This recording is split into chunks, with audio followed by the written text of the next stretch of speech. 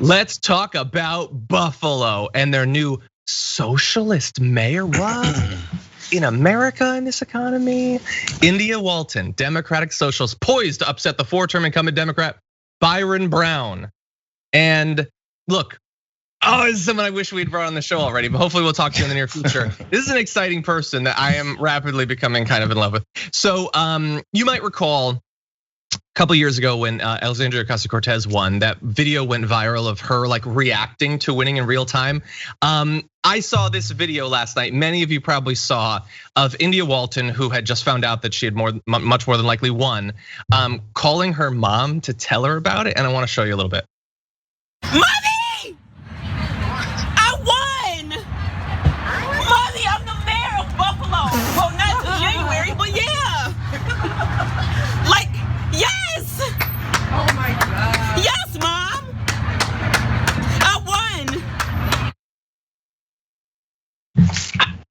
I mean, what are you gonna do? What are you gonna say to that? It doesn't get any more organic or natural than that. We talk about politicians. We talk about how fake and fraudulent politicians are and how they're not really real people. They're just taking marching orders from their donors, which are large corporations all the time. This is like a real reaction to something that she truly cares about, because she cares about her city and her state and her community, and wants to do something different. Now, you remember the people made fun of Kamala Harris when there was that picture of her talking to Joe Biden, we won, or we made it, or we got it. Yes. I forget what stage it was, but this rang some remnants of that for me. Yeah. Except it was more at the direct level of someone who has been connected with people for much longer. You know what I'm saying? And I'm not mad at this. So many people got mad at the Kamala Harris and Joe Biden picture and how because they were opponents of them winning. And I get that, but so it's not to compare it and say that was fake and this is real. This one just has more of a direct connection to it because she has these ideas of what she wants to do, which I know you're gonna get to, and that's the inspiring part. Yeah, definitely. And by the way, you're gonna interpret this largely based off of politics. Like if you hate socialism or whatever, then you're not gonna like that. In the same way that if we had a version of that for Madison Cawthorn, where he was like, "Hey, Heil Mom, just wanted to let you know that I won." That wouldn't be that endearing, I guess. It comes down to your politics potentially. But anyway, that said, she's like, and again, I don't have like the biggest encyclopedic knowledge of her history. Hopefully we will discover that. But she says that in her first 100 days, she's promised to sign a tenant's bill of rights that would install a tenant advocate and institute rent control. She wants to remove police from responding to most mental health calls. She plans to declare Buffalo a sanctuary city, and she will give you more. But I want to get to another bit of video because she was asked about the fact that she's a socialist. And here's the thing: when that happens, what you're supposed to do is run like you're Steven Crowder and you caught someone who looked vaguely like Sam Cedar. You're supposed to get out of there because that's the worst thing you could possibly be. But not for India Walton. Here's what she had to say. Yourself a socialist? Oh, absolutely. The entire intent of this campaign is to draw down power and resources to the ground level and to the hands of the people. And when we think about socialism, we're perfectly fine with socialism for the rich. We will bail out Wall Street and banks and give $1 billion in tax incentives to one of the richest people in the world to build an empty Tesla factory in South Buffalo. And when it comes to providing the resources that working families need to thrive, socialism becomes scary at that point. So I'm very proud to be a Democratic socialist. I am proud to have the support of Buffalo DSA and National DSA. I received a call from Congresswoman AOC this evening, and I'm just excited to be a part of this movement that is ushering progressive politics into Buffalo. It's that easy. No, you're not terrified. You're not gonna run away. You're gonna actually fight back against the nonsense propaganda that has made people think that socialists are what the working class should fear. They're the ones that they should be so scared of. Those who are trying to get them higher wages, a little bit more influence over the workplace, better working conditions, things like that, actual possible retirement someday. Those are the people that you should be scared of. And she's not scared. And who knows? I mean, we'll have to see. Like with any candidate, once you're elected, let's see. Do you maintain the same values? Do you push for the same things? I didn't go to high school with her. I don't know her. But we're gonna find out. We're gonna see. Yeah, asked and answered. So that's the thing. This is what happens when you have principles and you have a direction you want to go with things, with actual policy behind it. So if someone says, "Oh, are you a socialist?" and you have to be afraid and go, "Oh my God, that's a trigger word." People who don't think are going to get mad at me if they hear me say, "Kind of." Let me say it's a socialist, kind of, somewhat, 25%, because then they've won this narrative for this whole time, for this long. We have to push back on that. So if you have some answers behind it for reasons why you are, and point out that no one's asking the kinds of corporatist politicians when they go and they win a primary or they're first elected into office and they go, "So are you a corporatist? Because we saw your donations." We don't ask people that. We don't ask them that immediately. "Oh, so your major donors are all corporations. So are you not a capitalist but a corporatist?" Like, ask them. And then, or why is not the pressure on them to answer that question and explain themselves? She was asked that question and she explained herself happily, because the things that she has values and principles on are things that the majority of Americans would like to see impacted in their lives. It's just the way it is. It's such a simple equation.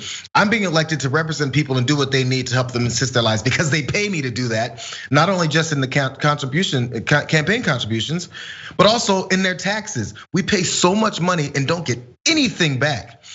And because someone stands up and says, "Let's start giving something back to the people who pay for it," they're considered a bad person. We're so upside down and backwards right now. We got to start flipping the script on that. Yeah.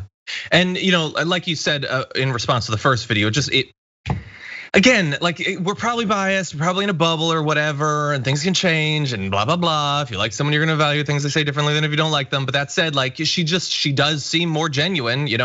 She hasn't obviously been like, she's not like Drago being groomed by all these scientists in a lab somewhere. She was a nurse. And she seems like it. So, when she calls her mom, it seems genuine. When she like can't help smiling that AOC called her to congratulate her, like, yeah, I remember when AOC first followed me. Yeah, I was smiling like a dummy. So that's a real reaction from a real person. And beyond that, I have one more bit of video that I love so much. So she's obviously excited to have been elected. It's a big thing. The first socialist mayor of a major US city since Milwaukee, which many of you probably learned from Wayne's World. But anyway, here's what she has to say about the movement going forward.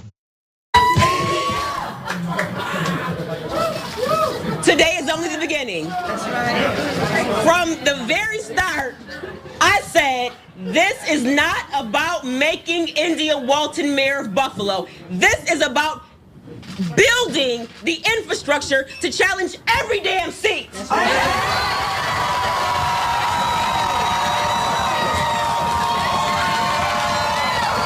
All that we are doing in this moment is claiming what is rightfully ours. That's we are the workers. We are the workers. We do the work. Yeah, and like, I apologize if I'm missing that that's some reference to something, but like, we are the workers, we do the work. That seems like a pretty effective slogan, actually. Not we are the workers, so we want to be bamboozled by right wingers into caring more about Dr. Seuss and anthropomorphic potatoes genitalia. No, we do the work. We want to be paid for the work. We want to be respected for the work that we do. I love that video, JR. It's so good. No, it's the kinds of lines and it's the kinds of approach that would make people have to actually dispute the facts and dispute what she wants. And also, we talk about a unifying message. Politicians have confused enough people to think a unifying message simply has to say everything you want that this politician says you want, we'll go with, and everything that this politician says we want, we're gonna have to find somewhere in the middle to find it. How about we do the things that benefit the American people? I don't care if you're a Republican or a Democrat. Those things that she is proposing will benefit you because there's collective people. All of you guys pay into this. It doesn't have to be because I want something to help the American people that's a lib socialist policy only. Because again, we've talked about this many times, even when Obamacare came in, which was very half-hearted. But even when that came in and people talked about the actual things that were included in it, people that were so against Obama and Obamacare, when they didn't label that name to it, they're like, oh, that sounds pretty good. Because it did. It's just straightforward. It's what it did. Anytime they take your brain away from the policies of actually what's in these policies and the effectiveness of how they will change your life, if they take that out and then go with labels instead, you know you're being tricked. Yeah. Think about what's being done and said, and take some time to get to some of the details. And I get if you don't have that time, but listen to someone who's telling you. Yeah.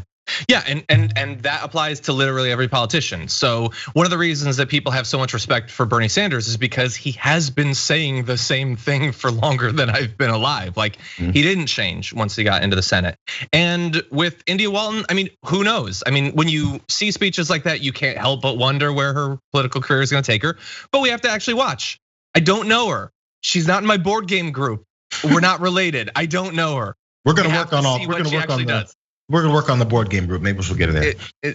The Mayor Walton, if you'd like to play some online board games and talk about socialism, I think that would be awesome. Let's please do that. But anyway, we will see, and we need more people like this. A reminder: actually trying to change the system by talking about it, by organizing about it, by running for office is incredibly difficult. It is often very slow. It's going to be riddled with defeats. I can name so many candidates that I wanted to win so bad that have lost. Bernie Sanders is on that list twice. That said, it's also the only way. And if India Walton had decided, the system, the establishment, it's so annoying. I like politics. Let's just tweet about it or whatever. Then she wouldn't be mayor, and we wouldn't have AOC, and we wouldn't have, name a ton of politicians. So, like she says that her political inspiration was Cori Bush. Cori Bush did that same fight in her area. And so now they will prove to be the inspiration for other people. And really fast, I just want to play one more thing because I really appreciated this. So in that video, she talks about how she's putting them on notice. It is building the infrastructure to challenge every seat, school board, city council, everything. She screen capped a part of the video with that quote and then tweeted out, "I said what I said." Yeah, if you're in elected office, you're being put on notice. I love that. And she is, of course, on notice as well going forward. Every politician is. You're only worth what you can actually get done. But that said, it is a reason to be excited. And I'm excited right now. Thank you, India Walton. We're looking to see what's next. I like it. We are.